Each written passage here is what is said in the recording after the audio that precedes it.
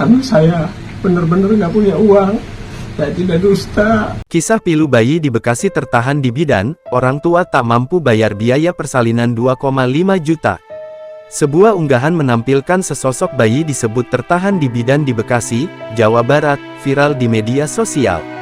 Dalam narasi yang beredar disebutkan bayi perempuan itu tertahan lantaran sang orang tuanya belum mampu membayar biaya lahiran 2,5 juta. Sontak unggahan tersebut menyita perhatian warganet. Unggahan tersebut viral dibagikan akun Instagram @gerakmenebarkebaikan, Rabu tanggal 20 November tahun 2024. Diketahui bayi perempuan tersebut baru lahir di Bekasi, pada Rabu tanggal 19 November tahun 2024. Bayi itu lahir dari pasangan ibu bernama Sumiati dan ayah bernama Carda. Di balik perkara tersebut, ada kisah pilu dialami Sumiati. Rupanya ia terpaksa lahiran di bidan terdekat lantaran tak memungkinkan pergi ke RS. Sumiati mendadak kontraksi hingga pergi ke bidan terdekat sehingga biaya lahirannya tak tercover BPJS.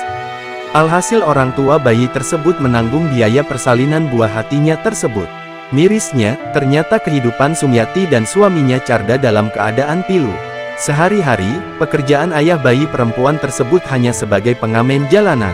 Dari penghasilannya bekerja, Carda hanya mampu memenuhi kebutuhan makan sehari-hari.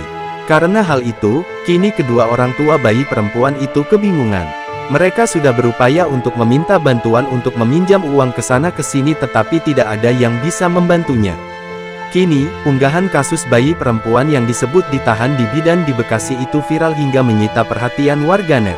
Tak sedikit warganet prihatin atas nasib pilu yang dialami bayi perempuan dan orang tuanya tersebut.